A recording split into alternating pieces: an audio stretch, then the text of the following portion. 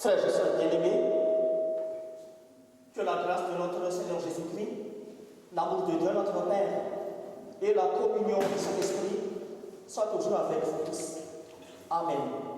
Aujourd'hui, nous allons terminer notre méditation commune sur le thème « Le pouvoir appartient au Seigneur ». Fali miarabatsika toute soa hipetra'Andriamanitra amin'ity alahady farany volana dimy ity izay amaranantsika ihany koa ny fiarahana ambantsina no ahevitra hoe antono ny fahefana. Ny salamo fa 7 sy ny hira fa 150 mampiasaintsika iarahantsika manome voninahitra mitontsika. Nous allons utiliser le psaume numéro 23 ainsi que le cantique numéro 701 dans les louanges à notre Seigneur. Je vous invite à vous lever. Iderany tompo isika ka hiaraka manao hoe Jehovah no mpiandry any, tsy amin'ny zava-mahory any, mampiandry amin'ny amaintsy izy, mitondra eo rano fialan-tsasatra izy, mamelomelo ny fanahiko izy, taty amin'ny lalany fanahariana noho ny anarana izy. Eny na dia mandeha mamaky lohasaty ny fahafatesana zao dia tsy atao an-trano zao fa ianao no amiko mitsorakazona sy mitenao ireo no mahafatahotra mamelatra latabatra eo amin'ny laoka eo masony fahavariko ianao manositra dinilon-dohako ianao mikapoaka feny dia feny. Eny tokoa fahasoavana sy famindrampo no ananakay amin'ny andro rehetra iainana dia toetra ao an-trano Jehova andro lava ao. Amen.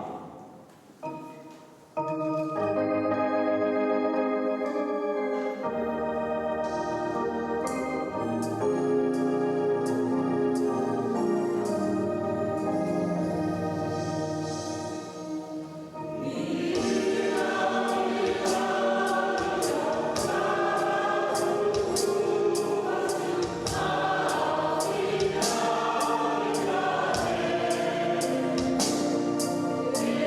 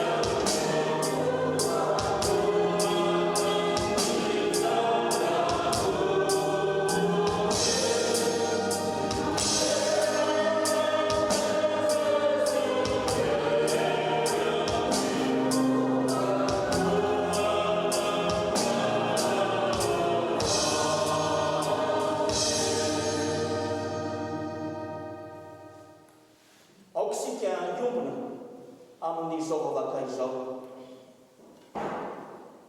Ry Andriamanitra tsy toa mba efa ny zavatra rehetra raha izanaka ny fanahy masinao.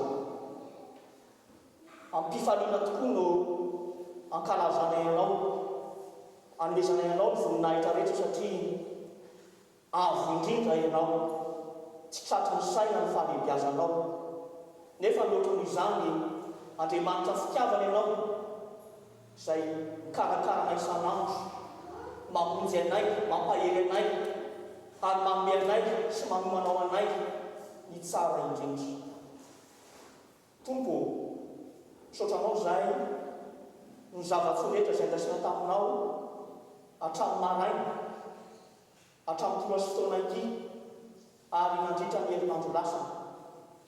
Ary ambony ny zavatra rehetra, misaotranao mandrakizay izahay noho ny amin'ny zanakao lahy tokana, ilay maminao indrindra Jesosy Kristy izay nafonao faty mba hamonjy anay ary ny fandresen'ny fahafatesana, ny fanantenana sy fiainana mandrakizay ho anay. Ny fanahy masina ataonay ahoana ny tsy hisaotranao, dia ianao izay manjaka eo amin'ny fiainanay, mampahery anay, mitarika anay isan'andro.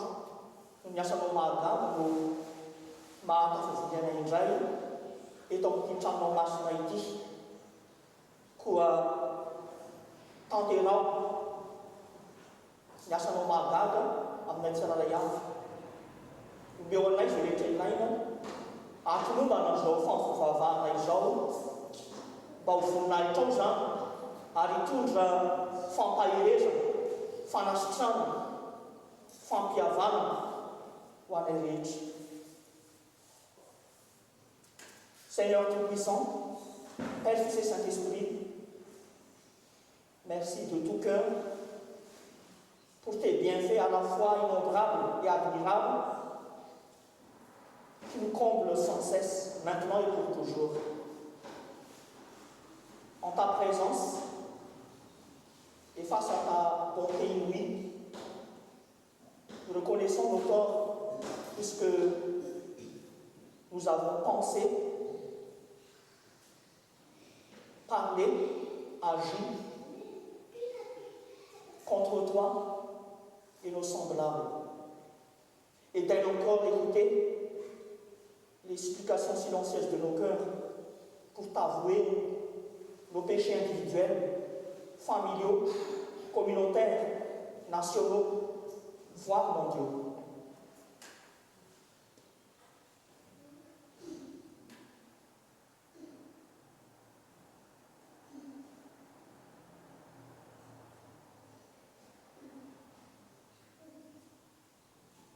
Dieu très haut, notre Père, aie pitié de nous et efface nos transgressions. Jésus-Christ, notre Sauveur bien-aimé, prends pitié de nous et purifie-nous, justifie-nous, sanctifie-nous par ton sang précieux versé sur la croix du Calvaire, et que la toute-puissance de ta résurrection et de ton ascension nous permette d'obéir à ta volonté pour le restant de nos jours. Ô Saint-Esprit, c'est toi notre force, c'est en toi notre renouvellement. Accorde-nous ta grâce et donne à tout un chacun un cœur nouveau, une vie nouvelle, qui fasse rayonner ta gloire, ton pouvoir incomparable, et donne à tout un chacun l'assurance du pardon de ses péchés et de sa délivrance de tout mal en Christ, le Sauveur du monde. Éternel, bénis, sanctifie et agrée chacun de nous et ce culte pour que ce que nous allons faire ensemble contribue à tes louanges, à notre guérison, salut, renouvellement et réconciliation. réconciliation avec toi et entre nous. En ton nom, Jésus-Christ, le chef de l'Église et la lumière du monde. Merci Seigneur, car tu es bon et ta miséricorde demeure éternellement. Amen. Nous inviterions tous les membres de l'école du dimanche à se lever pour entonner la troisième strophe du cantique numéro 790 avant l'enseignement.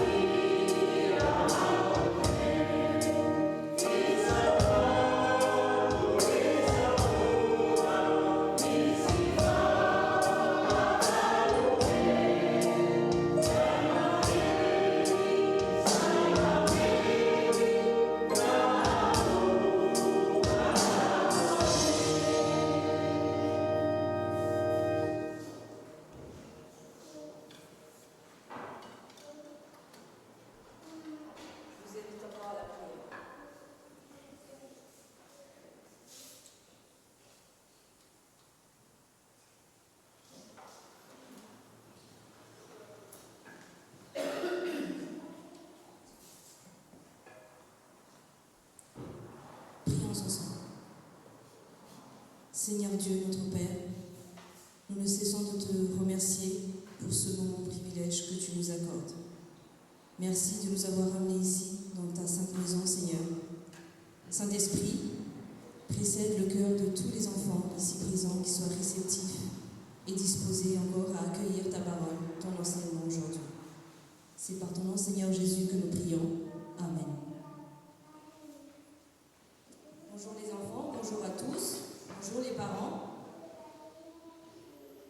Nous terminons, comme le pasteur vient de dire, le thème du mois qui est « Le pouvoir appartient au Seigneur ». Le pouvoir appartient au Seigneur. Pour commencer, j'ai une question à vous poser les enfants. Est-ce qu'il vous arrive-t-il de faire une promesse? Est-ce qu'il vous arrive-t-il de faire une promesse? J'imagine que oui. L'avez-vous toujours tenu? Peut-être oui, peut-être non. Parfois, quand c'est non, ça ne se passe pas très bien. Et des fois, on perd la confiance de quelqu'un. Mais il existe une personne que nous connaissons très bien, qui tient toujours ses promesses depuis la création du monde jusqu'à l'éternité. Vous savez très bien, c'est Dieu, notre Père céleste. Lisons ensemble, je vous invite à ouvrir votre Bible, livre de Malachie, chapitre 3, le verset 6. Livre de Malachie, chapitre 3, verset 6. Tout le monde y est, nous allons lire ensemble. Moi, le Seigneur, je ne change pas. Et vous, vous êtes toujours des enfants de Jacob. Moi, le Seigneur, je ne change pas. Et vous, vous êtes toujours des enfants de Jacob. Amen. De nos jours, les enfants, il y a beaucoup de choses qui changent. Dans ce monde, le monde est en constante évolution. La technologie évolue à une vitesse grand V, très très vite. Et franchement, savoir que Dieu, notre Père céleste ne change pas, est réconfortant. Parfois, nous nous sentons impuissants face à cette évolution, face au rythme quotidien, parfois chaotique. Même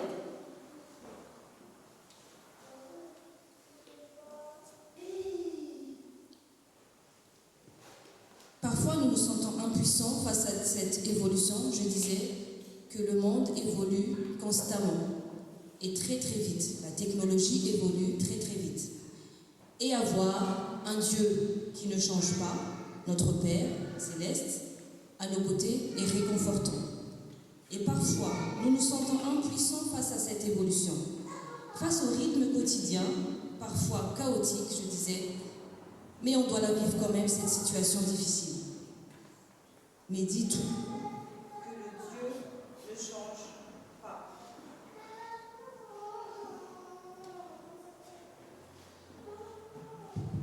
Le Dieu qui ne change pas peut tout changer dans notre vie. Le Dieu qui ne change pas peut tout changer dans notre vie. Et nous sommes toujours ses enfants selon sa parole. Car sa nature tout-puissante, ses promesses et son amour pour toi et moi demeurent inchangés hier, aujourd'hui et demain, et pour toujours.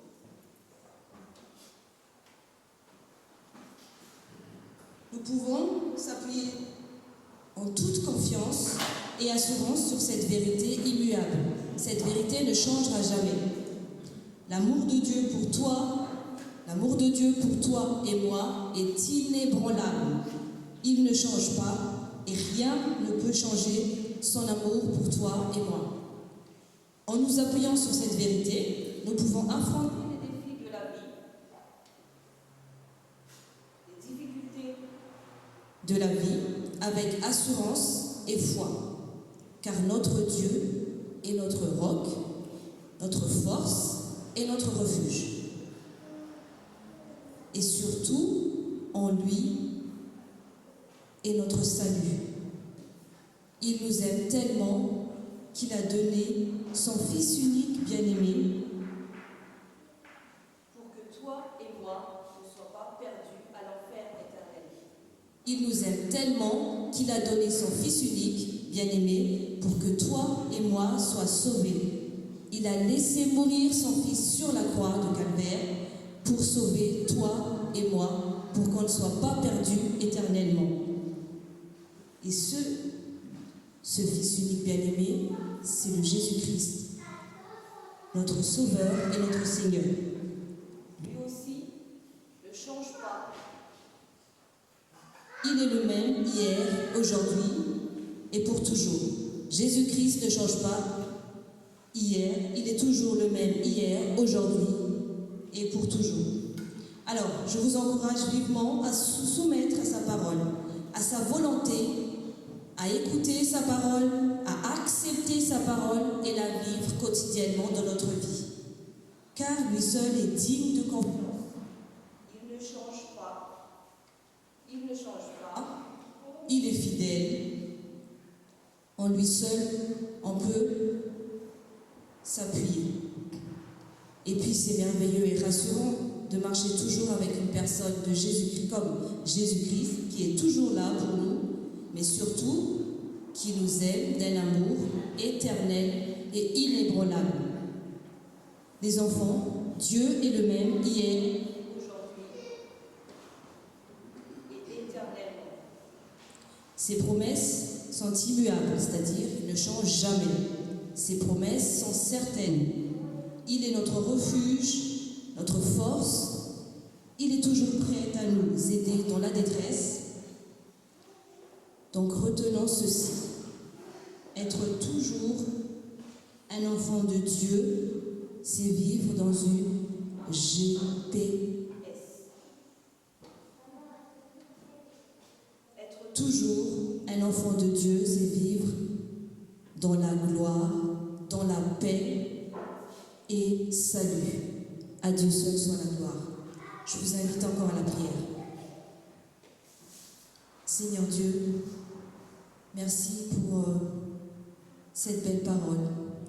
Toi qui es notre Créateur, nous savons maintenant que tu peux toujours créer tout ce qui n'est pas, tout ce qui n'existe pas dans notre vie. Au Saint-Esprit, aide-nous, fortifie-nous, encourage-nous à toujours avoir confiance en toi, toi qui ne changes pas, mais qui peux tout changer. C'est par ton Saint-Nom, Seigneur Jésus, que nous prions. Amen.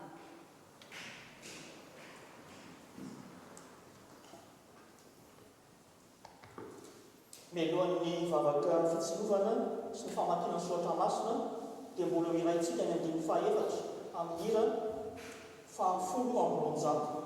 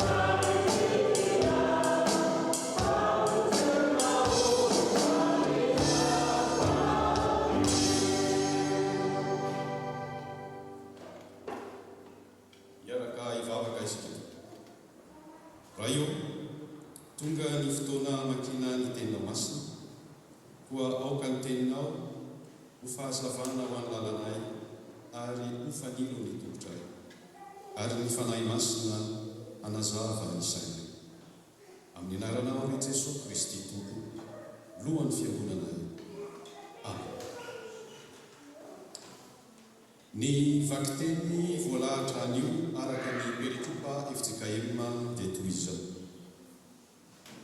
Bokin'ny Samuela voalohany toko faharoa ary vakina amin'izany ny andininy folo voalohany. Premier livre de Samuel, chapitre 2, les 10 premiers versets. Ensuite, Évangile de Jean, chapitre 10, les versets 11 à 21. Filazantsara ny jauna, toko fahafolo, ny andininy faharaka ambin'ny folo ka hatramin'ny faharaka amby roapolo. Enfin, le livre d'Apocalypse, chapitre 5, les 10 premiers versets. Bokin'ny Apocalypse, toko fahadimy, ny andininy folo voalohany. Amin'ny anarana Tompo. Ary hana ny vavaka ka nanao hoe: ny foko ravoravo amin'ny Jehova, ny tandroko voasandratra amin'ny Jehova, ny vavako misokatra hamaly ny fahavaloko, fa mifaly amin'ny famonjenana. Tsy misy masina tahaka an'i Jehova, fa tsy misy afa-tsy anao, ary tsy misy vatolampy tahaka an'Andriamantsika. Aza dia mahelo miteny avonavona, ary aoka tsy ahoky ny vavanareo ny fireharehana, fa Jehova no Andriamanitro ny fahalalana, ary izy no mandanja ny asa. Tapaka ny tsipikan'io mahery, ary izay mila oreraka dia sikinina hery. Mikarama mofo ny voky, ary mianina kosa ny nono. Ny momba miteraka fito, ary miamalemy kosa ny mahatanaka. Jehova no mahafaty sy mahavelona, izy no mampidina ho any amin'ny fiainantsika ary mampitsangana. Jehova no mampalahelo, mampalakarena sy manapana. Izy no mampiditry ny mampisandatra sy mampisandatra. Izy no manangana ny malahelo ho afaka amin'ny vovoka, ary manandratra ny mantra hiala eo amin'ny zezika, mba hampiara-mitoetra azy eo ampanapaka ka hampandova azy ny sezam-boninahitra. Fa ny Jehova ny andro ny tany, ary izany no ametrahany izao tontolo izao. Ny tongotry ny olo-masina dia tandremana, fa ny ratsy fanahy kosa hampanginina any amin'ny mesana. Fa tsy amin'ny hery no andreseny olona. Ho torotoro izay miady amin'ny Jehova any an-danitra izy no ampikotokorana hamely azy.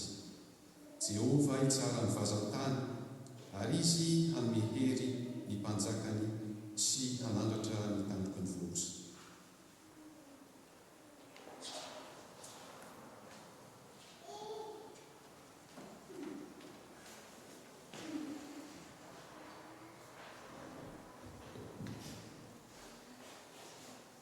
izao no mpianatra tsara.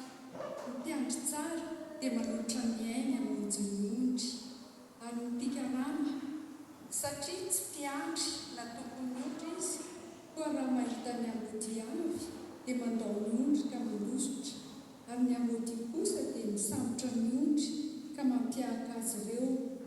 Mandositra izy satria mpikarana ka tsy mirarana ny ondry. Izao no mpiandry tsara ary fantatro ny ahy sady fantany aho dia tahaka ny hafantarany ray ahy sy ny hafantarako ny ray ary izao manolotra ny aiko hamonjy ny ondry. Manana ondry hafa izay tsy amin'ity valy ity aho. Ireny koa dia tsy maintsy hoentiko ka hiaino ny feoko ary ho tonga andiany ray izy rehetra sady iray ihany ny mpiandry. Izany no hitiavany ray koa satria manolotra ny aiko mba handraisako azy ny ray. Tsy misy manaisitra ny aiko amiko fa ny tenako ihany manolotra azy. Manana fahefana hanolotra azy aho ary manana fahefana haka azy ny ray. Izany didy izany dia azoko tamin'ny raiko. Ary nisy fisarahana ny ray teo amin'ny joso noho izany teny izany. Maro tamin'ireo no miteny hoe manana demoni izy ka efa very saina. Nahoana no miaino azy ianareo? Hoy kosa nefa ny sasany. Tsy mba tenin'ny demoniaka izany. Moa ny demoni fa mahay mampihiratra ny masony jano.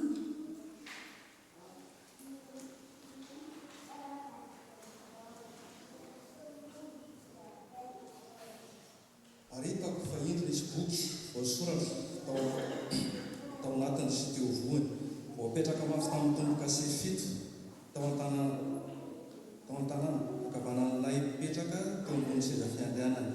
Aritako fa indro nisy anjely mahery ny antso tamin'ny feo mafy hoe iza no mendrika hanokatra ny boky sy haman'ny tombo-kase ary tsy nisy tany an-danitra na tetỳ an-tany na tany ambanin'ny tany na hasokatra ny boky na nahajery azy ary nitomany mafy satria tsy nisy hita mendrika hanokatra ny boky na hijery azy.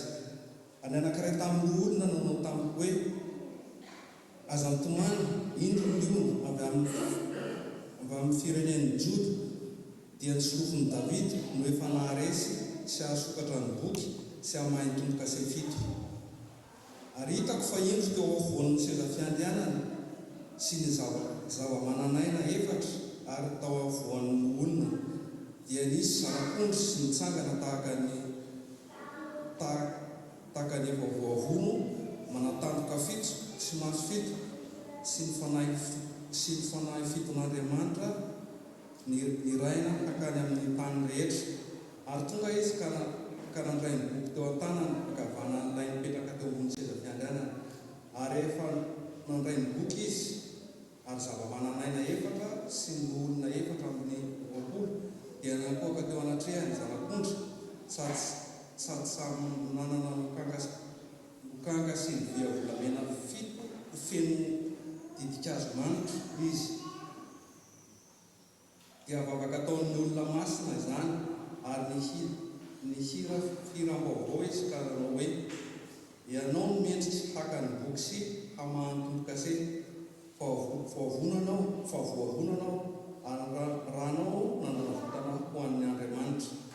Olona avy tamin'ny fokom-pirenena rehetra sy ny samy hafafiteny sy olona ary ny firenena rehetra.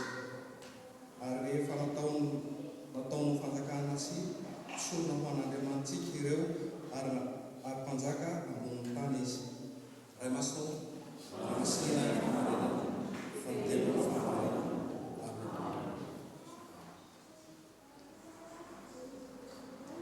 Avant la prédication, nous allons encore chanter les strophes 1 et 2 du cantique numéro 642.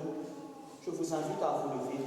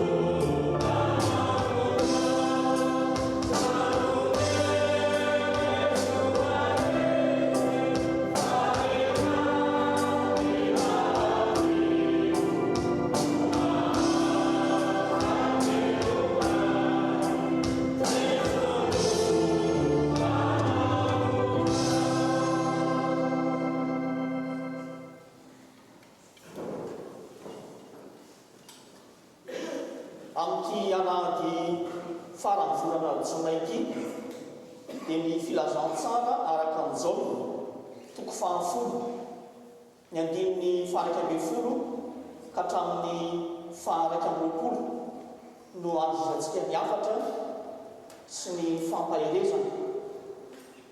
Tena fantoka tsara amin'ny lohahevitra banjinitsika izy io dia hoe amin'ny tompo ny fahefana, fa ny misongadana eto amin'ity jaona toko fahafolo ity dia izao hoe any Jesosy Kristy mpiandro tsara ny fahefana, any Jesosy Kristy mpiandro tsara ny fahefana.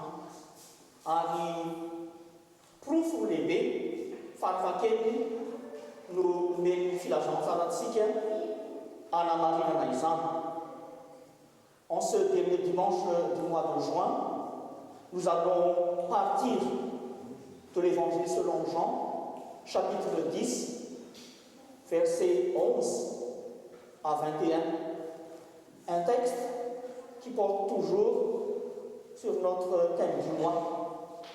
Mais la leçon, le message du jour est ce qui suit.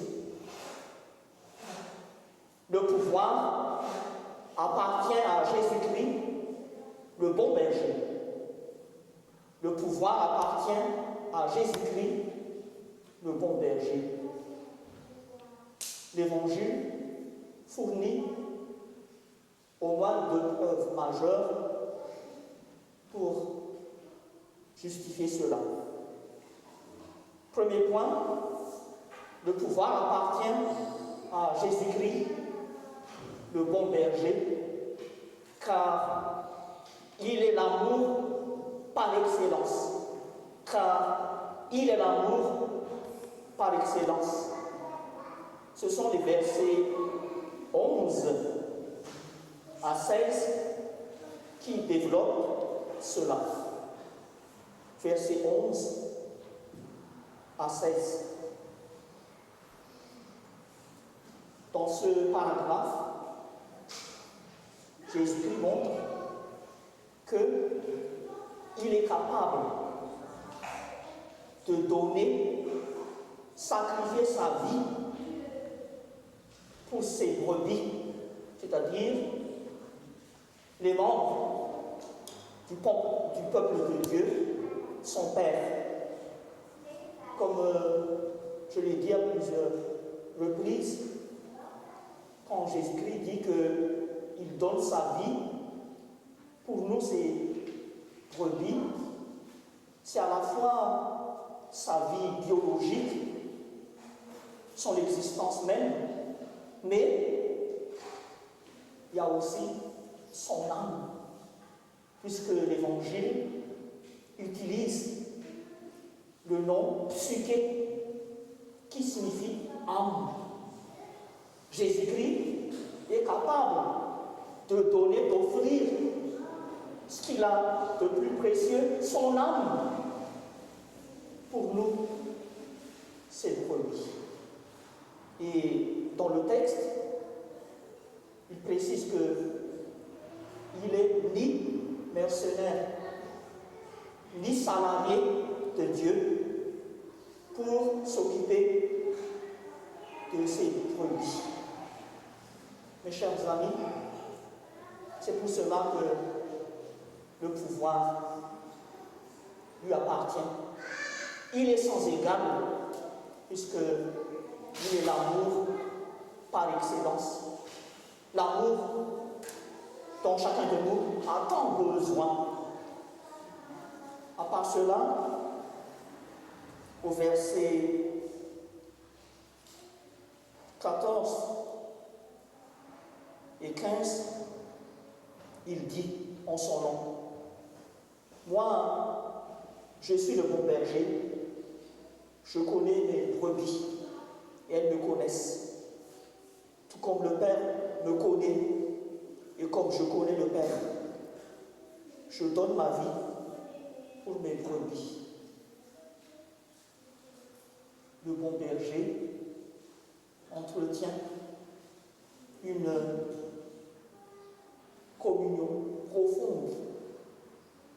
avec ses brebis. Et il est temps, il transpose sa communion profonde avec son Père céleste, avec sa relation avec ses brebis. Cela veut dire quoi? Jésus-Christ, le bon berger, est capable de réconcilier le ciel et la terre. Son Père Tout-Puissant et les brebis, les humains, à la fois éphémères et pleins de défauts. Et pour terminer son enseignement, il dit au verset 16, on s'en va encore, « J'ai encore d'autres brebis qui ne sont pas de cet enclos. Celles-là aussi, il faut que je les amène. Elles écouteront ma voix et il y aura un seul troupeau, un seul berger. » Amen. Jésus-Christ, le bon berger, est capable de réunir dans l'unité des entités à la fois éloignées entre elles et parfois réunir dans l'unité des entités visibles et encore invisibles. Et là, il met en perspective ce que nous avons de précieux dans notre confession de foi chrétienne, le concept de communion des saints à laquelle nous croyons.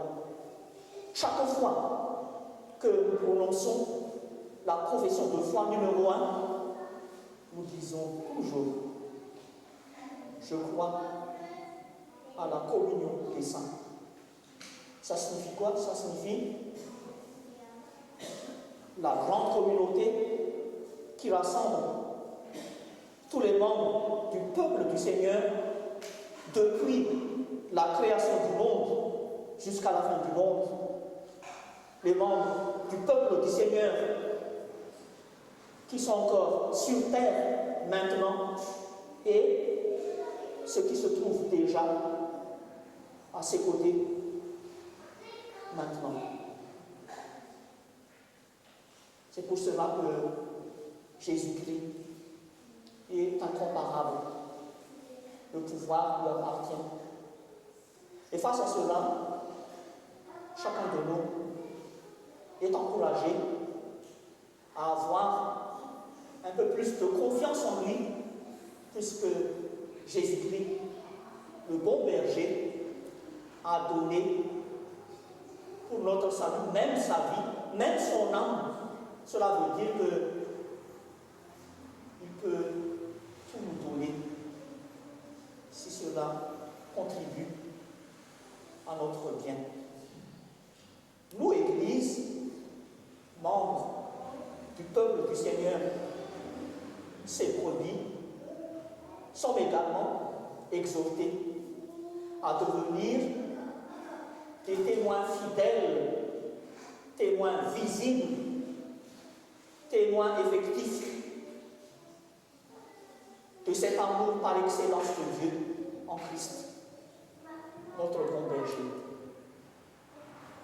Nous sommes capables, grâce à lui, grâce à son amour que nous portons dans nos cœurs, d'aller plus loin, aller au-delà de tout pour contribuer à l'unification de toutes les brebis de notre Seigneur. Dans la vie de tous les jours, que ce soit en couple, en famille, dans chaque branche, au sein de notre Église bien-aimée, même en pleine société, en dehors de l'Église, il nous est possible de faire rayonner cet amour par excellence. Jésus-Christ, à qui tout le pouvoir a été donné. Nous sommes capables de vivre à chaque instant la puissance, le pouvoir de Jésus-Christ, qui a le pouvoir incommensurable d'aimer. Parmi les livres dont nous avons besoin de lire, ça fait partie du livre de chevet de l'actuel président de l'Institut, Pasteur Rami. Et chaque fois que les gens me posent cette question, « Ah, pasteur, quel livre lire outre la Bible ?» Et je leur recommande toujours le livre écrit par le pasteur Martin Luther King, ou Martin Luther King, le pasteur noir, qui a écrit l'ouvrage intitulé La force d'aimer. La force d'aimer.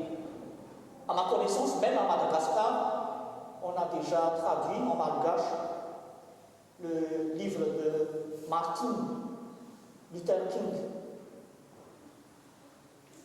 Il s'appelle Ertiam. C'est Jésus-Christ qui a cette force d'aimer qui dépasse tous les entendements. Et il est en nous. Par la foi et grâce à la foi, il nous est possible alors de faire rayonner le pouvoir dont dispose notre bon berger Jésus-Christ. Deuxième et dernier point. Le pouvoir appartient à Jésus-Christ, le bon berger, car il détient une liberté souveraine.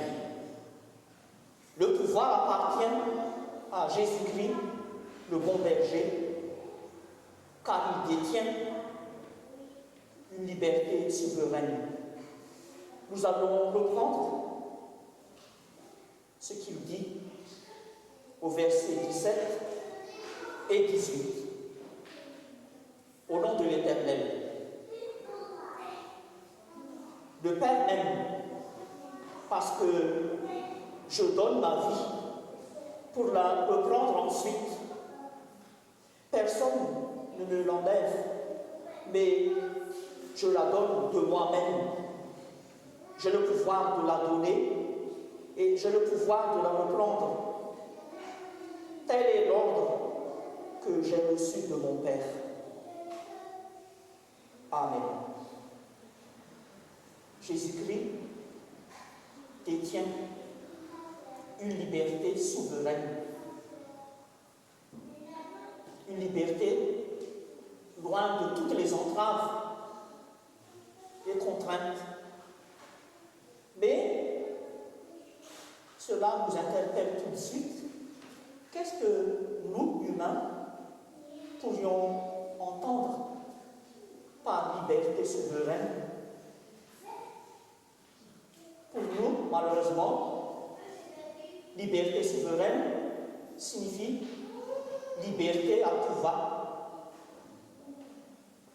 Le pouvoir de pouvoir tout faire, tout ce qui nous plaît, c'est tout. C'est le laxisme. Mais pour Jésus-Christ, selon les versets 17 et 18, la liberté souveraine dont il est doté est plutôt une capacité inouïe à obéir à son Père céleste. Pour lui, même s'il peut tout faire, même s'il est libre de choisir, il n'a qu'une option préférentielle, l'accomplissement de la volonté de son Père. Et c'est pour cela qu'il s'est sacrifié sur la croix du Calvaire. C'est en ce point que Jésus-Christ, le bon berger, détient le pouvoir sans égal. Dans le monde entier, dans tout l'univers, c'est celui qui détient le pouvoir qui essaye d'imposer sa volonté aux autres. Mais Jésus-Christ, avec son pouvoir absolu, avec cette liberté souveraine, la liberté du roi, des rois, il privilégie l'obéissance à la volonté de son Père. Mes chers amis, c'est cette leçon de vie que Jésus-Christ, le bon berger, nous lègue. Il nous la donne comme un bel héritage. Cela fera de nous ses disciples. Et c'est grâce à cela que nous puissions gagner des âmes dans le monde entier. Et plus tard, nous habiterons ensemble dans la maison de notre Père, avec notre bon berger, Jésus-Christ. Il reste des versets, c'est-à-dire versets 19 à 21, nous montrent d'ailleurs que la liberté souveraine de Jésus-Christ, le bon berger, a vraiment ébranlé toute la société. Et malgré les insultes, les fausses accusations dont il a fait objet, in fine, son pouvoir incommensurable a toujours triomphé jusqu'à la fin. Certains des Juifs présents disaient: un démon peut-il ouvrir les yeux des aveugles? Puisque Jésus-Christ a utilisé sa liberté souveraine pour faire du bien aux autres. Il est capable de tout pour que chaque être humain puisse s'épanouir comme il se doit et vivre en enfant de Dieu qui est de tout. Puisque dans le chapitre 9 qui précède ce chapitre 10, il a montré qu'il a le pouvoir de rendre la vue à un aveugle de naissance ou à un aveugle né. Cela veut dire que la liberté souveraine de Jésus-Christ, notre bon berger, est au service de notre épanouissement, de notre salut. Et cela veut dire que l'obéissance à sa volonté, à la volonté de Dieu, ne peut être qu'une source intarissable de bénédiction, de paix, de bonheur pour chacun de nous. Tena zava-dehibe havana ny mamana an'ity volana jona ity eo anivontsika efijekely amin'ny fibanjinana ny lohahevitra hoe ampongo ny fahefana amin'ny alalan'ity filazantsara tanjaona toko fahafolo andininy faraka amby folo ka hatramin'ny faraka amby roapolo ity. Mampiavaka ny jaona toko fahafolo moa zany dia hoe mifamatotra amin'ilay salamo voalohany izay nivakintsika androany dia ny salamo fahatelo amby roapolo. Andriamanitra no mpiandry tsara ho atsika. Jesosy Kristy ilay zanak'Andriamanitra no mpiandry tsara ho atsika. Ka io Jesosy Kristy mpiandro tsara io dia manana ny fahefana rehetra tokoa. Azy ny fahefana ary voalaza tamin'ity androany ity voalohany indrindra hoe azy amin'ny Jesosy Kristy mpiandro tsara ny fahefana satria izy ilay fitiavana tonga lafatra. Izy ilay fitiavana tonga lafatra. Ny 112 ka hatramin'ny 140 no mamelabelatra amin'izany. Teny efa mahazaka antsika voalaza ao anatin'ireo andinindreo fa ny tokony ho tadidina fotsiny izany dia hoe Jesosy mpiandro tsara manana ny fahefana rehetra satria tsisy mitovy aminy. Izy ilay fitiavana tonga lafatra tsy manam-paharoa. Ny olombelona rehefa miteny manao hoe tiako ianao na tena tianay raha aminy dia mamparay fandraindray voafetra ihany no dikan'izany. Mety tena marina izany androany amin'ny olombelona tsotra fa raha pitsy mety tsy ho izay intsony. Ary na eo amin'ny mpifankaty eo amin'ny vandy aza indrindra rehefa elaela ny rano dia mety tsy ho azo ampitahina intsony, tsy azo ampitahina mihitsy amin'ny toe-panahin'i Jesosy Kristy ilay mpiandro tsara, ilay fitiavana izay fampizarana ao anatin'ny tokantrano. Fa Jesosy zany dia mampatsiahy antsika hoe azy ilay mpiandro tsara ny fahefana satria izy no fitiavana tonga lafatra. Rehefa miteny izany hoe tia isika olona, isika vahoakany dia ny ainy, ny fiainany, ny fisiny manontolo no omeny atolony. Ary tena sarobidy mbola amerenako indray amin'ity an'ity manao hoe rehefa miteny izany hoe mpiandro tsara manolotra ny ainy dia dikan'iny hoe mpiandro tsara manolotra ny fanahy amin'ny jinondrina. Amintsika malagasy la hitokana ny ainy,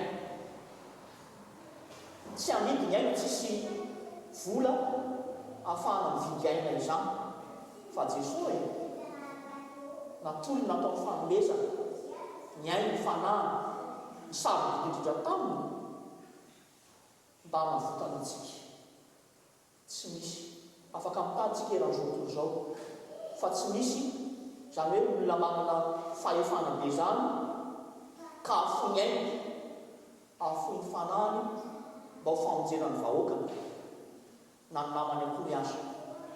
Fa ankoatran'io Jesosy manome moam-piainana tsara hoe tokony hisy fiombonana lamina eo aminy sy ny ondriny, tahaka ny fiombonana lamina eo amin'ny rainy sy izy. Ary aka lazaiko tamin'ny teny frantsay teo hoe tena mahavariana fa tena vitan'i Jesosy mpiandro tsara zany mampionana an'Andriamanitra izay be voninahitra mahatra mandrakizay sy isika olombelona izay tsinotsinona sy malemy.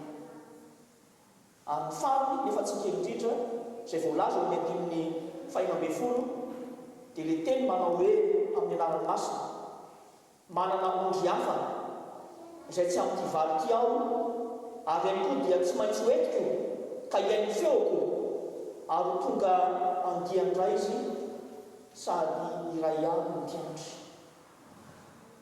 Amen. Jesosy mahavita mampiombona ny vondrona tena mety tsy araka mandrakizay. Ary raha ny zavatra resany izany dia hoe vitany ny mampiona sy mampiombona ny mbola tsy hita maso sy ny efa eo. Ary izay ny hoe mino ny fiombona milona masina isika kristianina. Lazantsika ao anatin'ny fanekekoloana zany ohatra hoe fanekekoloana lalana voalohany. Inona ny dikan'io? Hoe misy fiombonana lalina eo amin'ny mpino rehetra hatramin'ny namonana izao tontolo izao, mandra-pifara tantana izao tontolo izao amintsika izay mbola velona eto an-tany sy izay rehetra efa eo anilan'ny tompo amin'izao fotoana izao, efa nandao an'izao fiainana feno faharatsiana izao. Ka vokatry ny asa-pamonjena atao Kristy tao ambony hazofijaliana mahatanteraka an'izany hoe fampiombona ondry be lehibe samy hafa avy amin'ny toerana maro samy hafa ary tena marina tokoa fa amtompo ny ondry rehetra.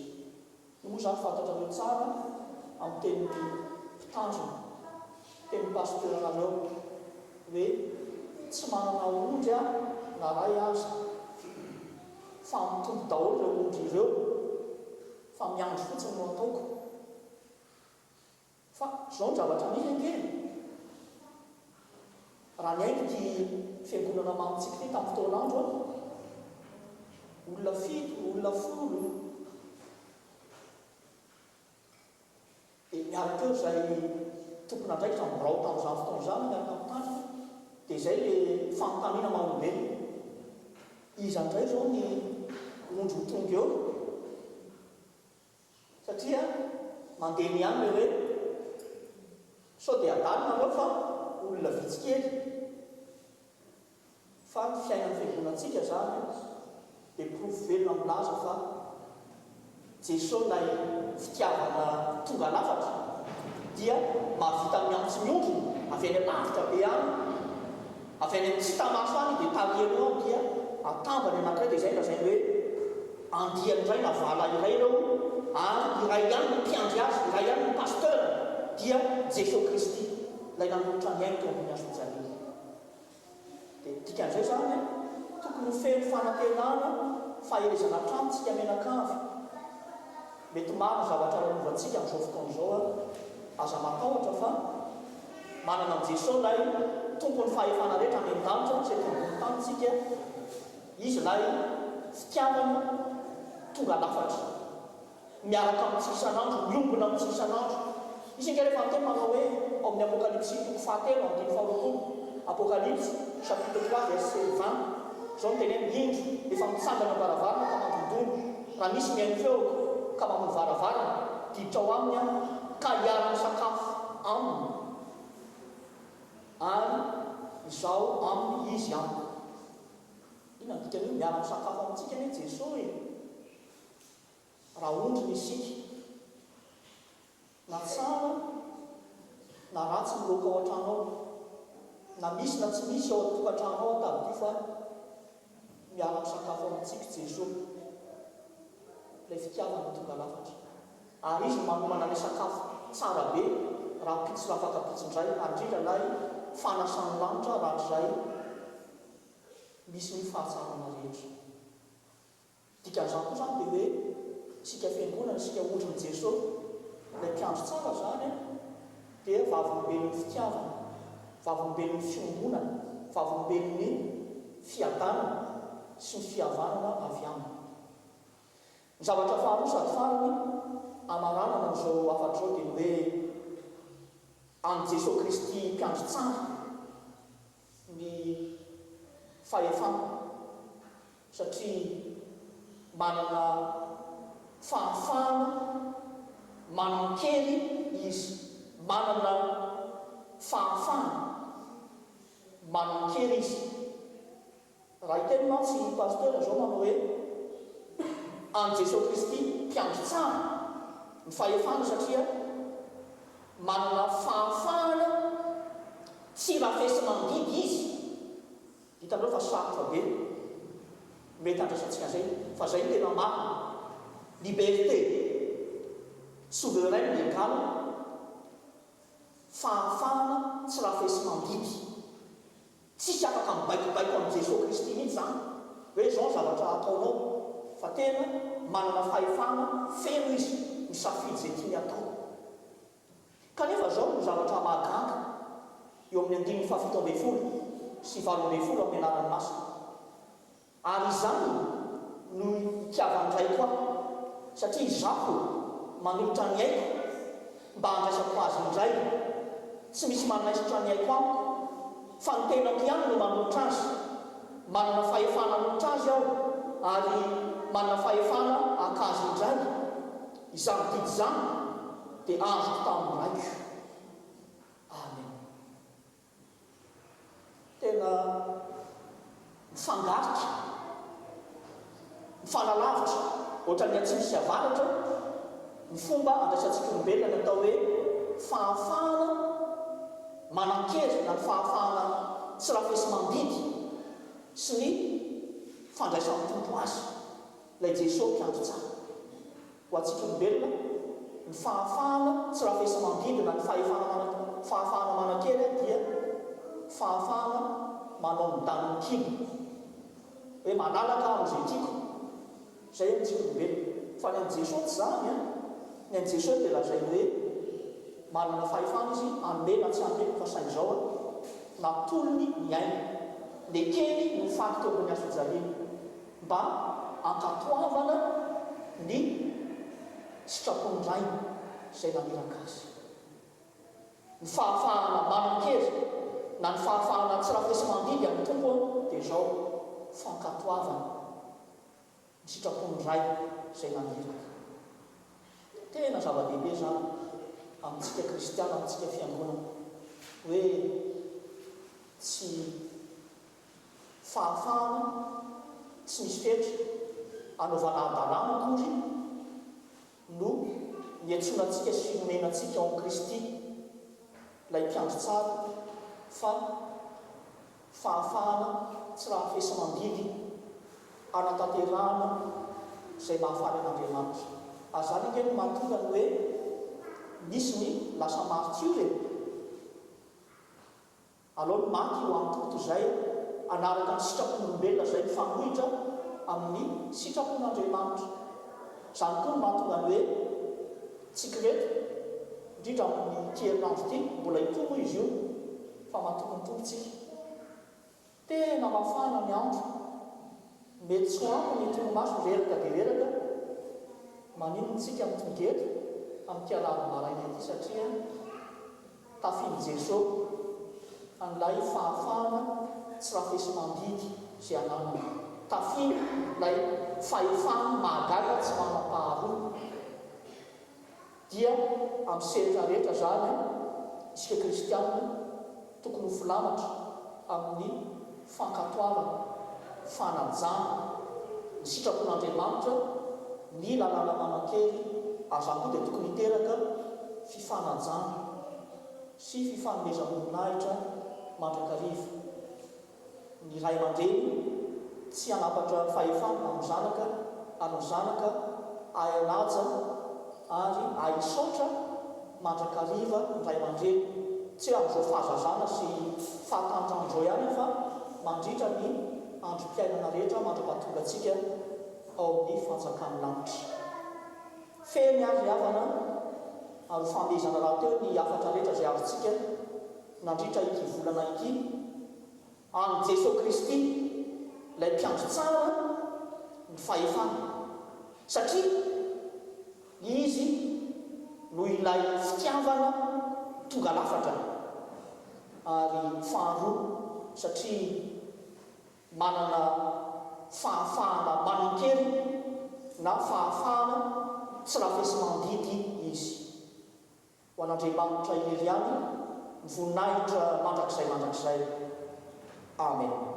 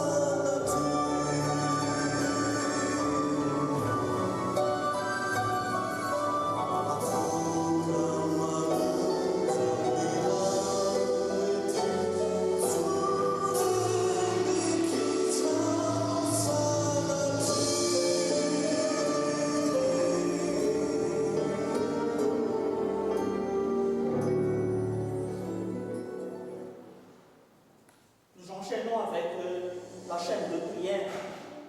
Ce sera le cantique numéro 624, strophe 2, 4, 5 et 6, qui va nous y accompagner.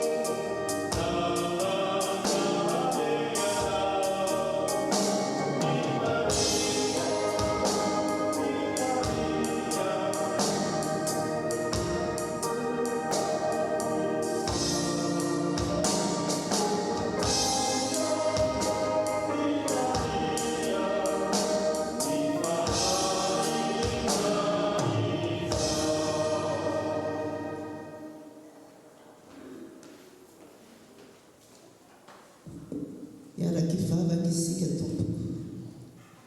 Deranao izay Andriamanitra mpahary ny lanitra sy ny tany.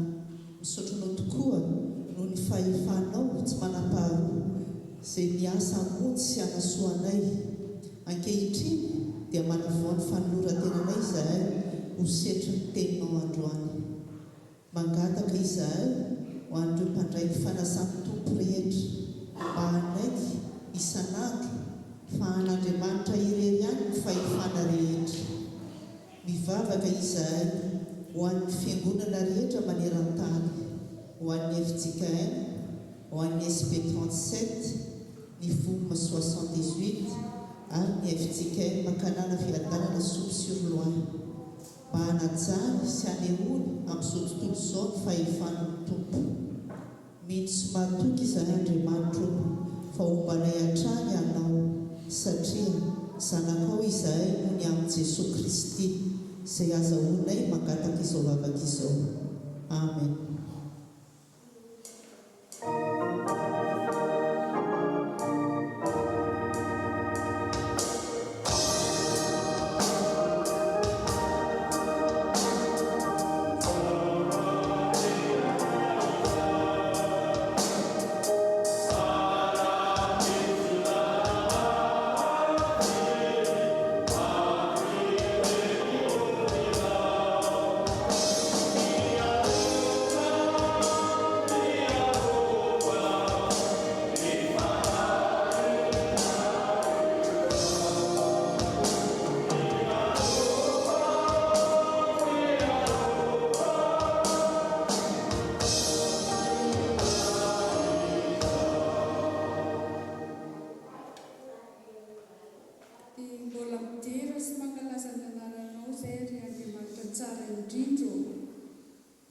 Misotranao izay raha mbola afaka mitondra ny vavaka eto aminao.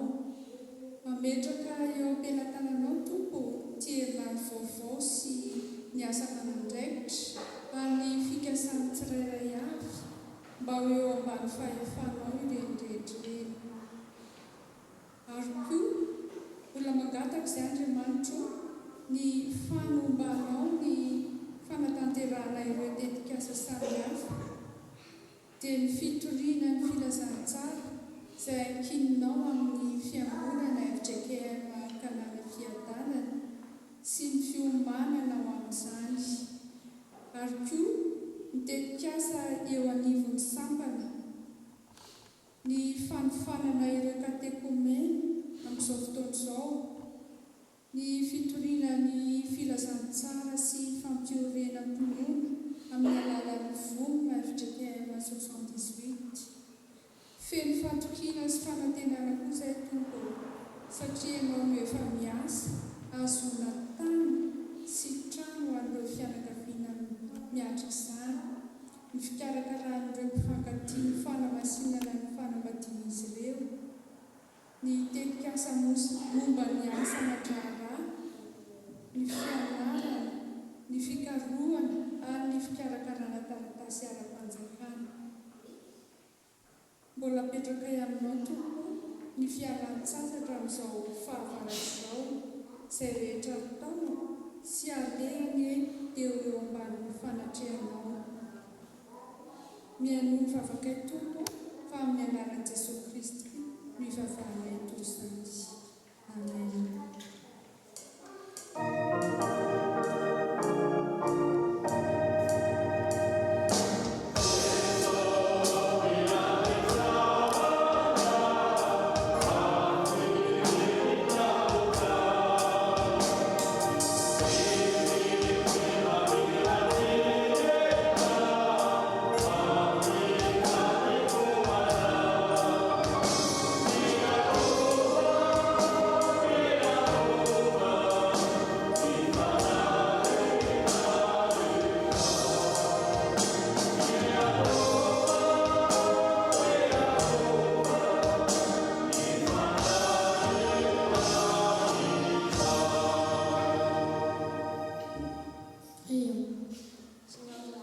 Seigneur Jésus, nous te remercions de nous donner encore ce temps pour prier et pour te louer.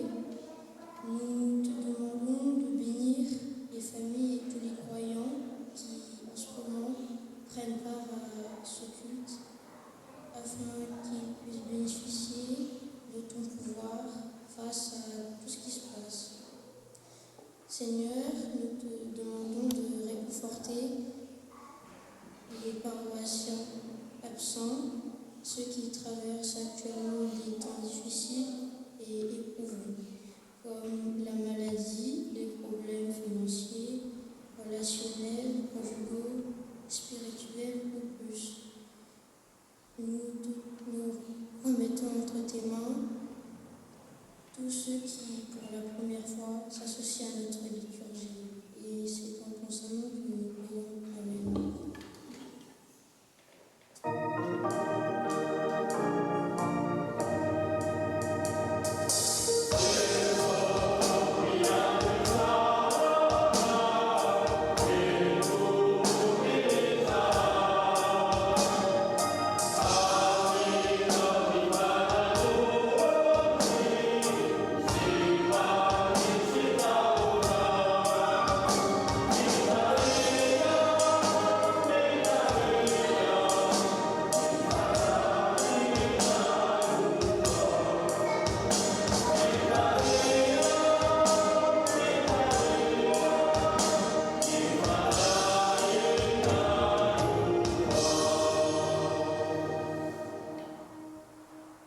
Mbola hitako sika gavana Andriamanitra tomponay io dia mbola mivavaka izay ho an'ireo mijaly rehetra eran'izao tontolo izao mba ahitan'izy ireo tokoa ny famonjena sy ny fivaham-piainana avy aminao ao aminao tompo irery ihany izay mahefa tokoa ny zavatra rehetra.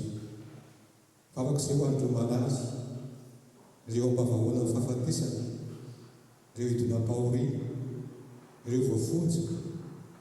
Tompo vonjeo izy ireo. Mivavaka ihany koa izay ho an'ny firenena rehetra maneran-tany, tsaroanay manokana i Madagasikara tamina zanay sy itony firenena itony sy ny kontinanta izay misy anay ankehitriny. Tompo sambatra tokoa ny firenena izay mananao Andriamanitra, ary ianao anie anampy ny mpitondra, ny vahoaka, ary indrindra ireo izay rehetra miatrika fahasarana samy hafa, fahatrano, tsy fandriam-pahalemana, ady, loza ara-bojana azy, tondra-drano, ahitana, tsy finoana, korotana ara-piarahamonina sy ara-politika. Mangataka koa izay Tompo fahampahirizana ho an'ny rehetra izay rehetra mpino, enjehana noho ny fijoroany vavolombelona ho anao Jesosy Kristy, ilay hany fanantenana ho an'ny zanak'olombelona rehetra. Tompo, mbola ilozo vavaka mangina taona izao, anehoana aminao ny tahitanay.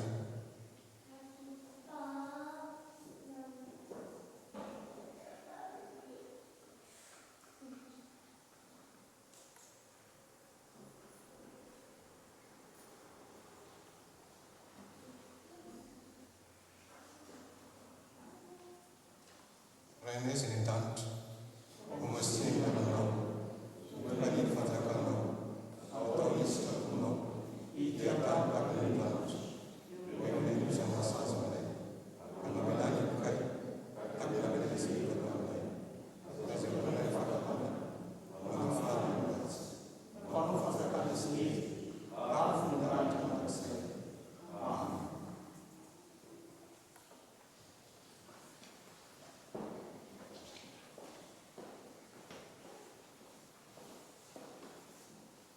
aokontsika hiara-nitsangana anona miaraka ny fanekempinoana lalana fahadiny manao hoe Kristy dia maty ny fahotantsika ary ny soatra masina dia nanevy ary nitsangana tamin'ny andro fahatelo ary ny soatra masina iray ny fiangonana ary iray ny fanahy dia toy ny etserantsika mampifana tenana iray ny tombo iray ny finoana iray ny batisa iray Andriamanitra sady rain'izy rehetra izay amon'izy rehetra sy manerona azy rehetra ary ao'izy rehetra. Amen.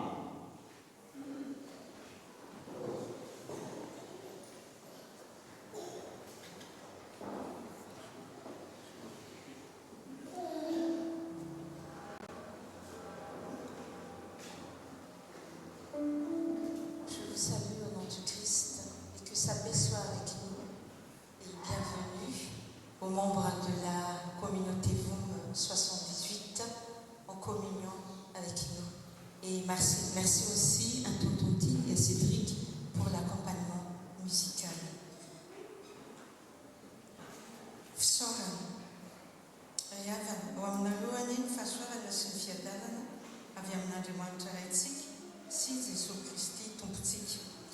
Fifaliana ho anay ny manantitra amin'ny fisaorana anareo no nandraisanareo ny fitopovavahana tondranam-bavaka ny firenena malagasy sy ny fivohin'ny komity FFPME izay natao ny asabotsy raika amby roapolo ny volana jona lasa teo. Hoy ny soratra masina: Andriamanitra tsy mba marina anadiny ny asanareo sy ny fitiavana izay nasehonareo voninahitry ny anarany. Mametraka ny mandra-piona ary manonona ny fiadanan'ny tompo ho anareo an-trano.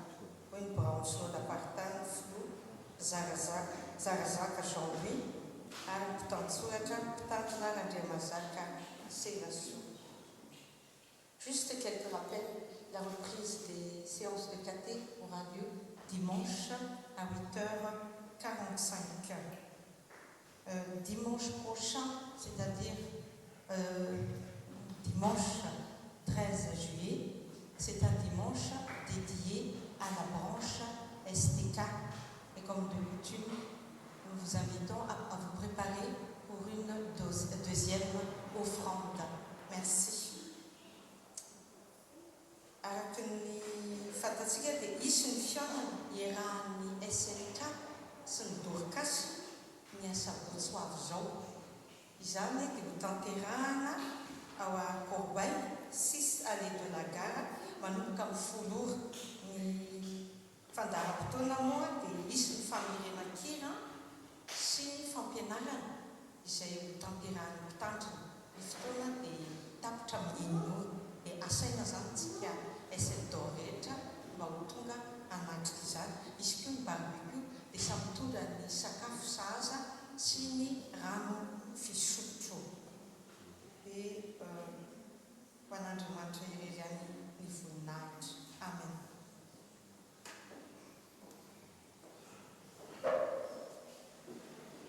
Je suis ravi de vous adresser à nouveau mes salutations fraternelles au nom de notre Seigneur, et nous tient à cœur de réitérer nos meilleures salutations et nos remerciements à l'endroit des représentants de la communauté des fidèles protestants FJM 78 ici présents, et en particulier les deux musiciens. Juste une précision par rapport à ce qui vient d'être dit. Le dimanche dédié à la branche STK-FJM est prévu dans 2 semaines, mais pas ce dimanche qui vient. Je vous remercie de votre aimable attention. À Dieu seul soit la gloire. Amen. Satria moa eto ny solotena avy amin'ny balaoan'ny VOM département tamin'ny fahavalon'ny fitopolo mpianana anjara fitenenana fohy izy ireo mandrosina reto.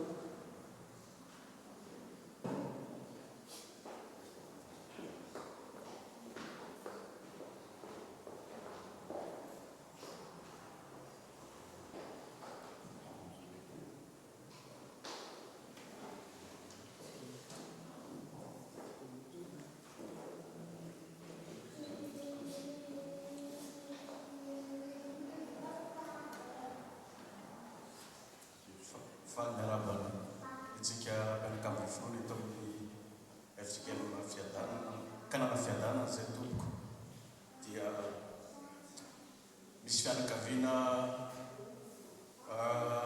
rotota moa zay tonga eto ary dia araky ny tokoteny teo moa dia fantatrareo fa Jesosy Kristy dia manana fahefana mampiombona ny vondrona na tsy hita nefa zay efa hita ka na lavitra kaiky aina aty na mafana amin'ny andro na tsy ampitoromaso kely ary dia tena mpifaliana no atongavana aty ary tonton Cédric tonton Tina sy Cédric moa dia faliko manotrona ny nareo amin'ity fotoam-pivano ity dia manarak'izay toko dia zay menadamo zany ny sotenan'ny raoan'ny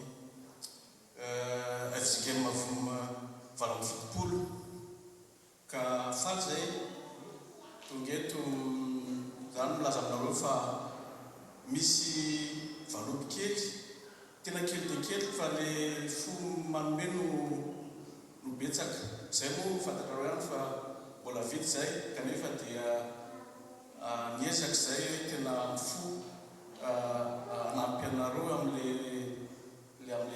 fanomezana am'le jobily dia le enveloppe moa zany misy 300 € zany mba fanomezana kely taty aminay fa dia koa moa zay efa niaraka asa tamin'ny bureau amin'ny kanana fiadanana zay ka anotrona anareo manampy anareo zay am'le fikarakarana le fety amin'ny 27 septembre ka dia mbola be no avy fa dia zay no tokony zavatra azonay atao ity zany le alesono azafady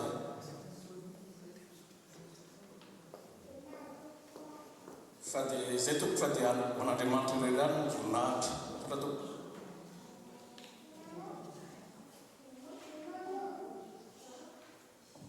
sarotra moa ny mangina manoloana ny fandavatena sy ny fitiavana zay asehonareo dia amin'ny anaran'i Jesosy Kristy ilay lohan'ny fiangonana ilay mpiandry tsara zay mampiombona antsika dia amin'ny anaran'ny fitandremana FJKM kanana fiadanana Sokosilmoin nisoronanareo FJKM 78 tamin'ny anjara biriky zay natolotrareo amin'ny fifidianana an'ireo fitaovana hanamafisana ny fahanamafisam-peo eto amin'ny fiangonantsika tsy kely fa be satria vokatry ny fitiavana dia Andriamanitra zay manankarem-pahasoavana ny anonotra avato hoe zay nafonareo ho azy sy ho an'ny fiangonany dia ty FJKM kanana fiadanana Sokosilmoin ity sotra indrindra tokoa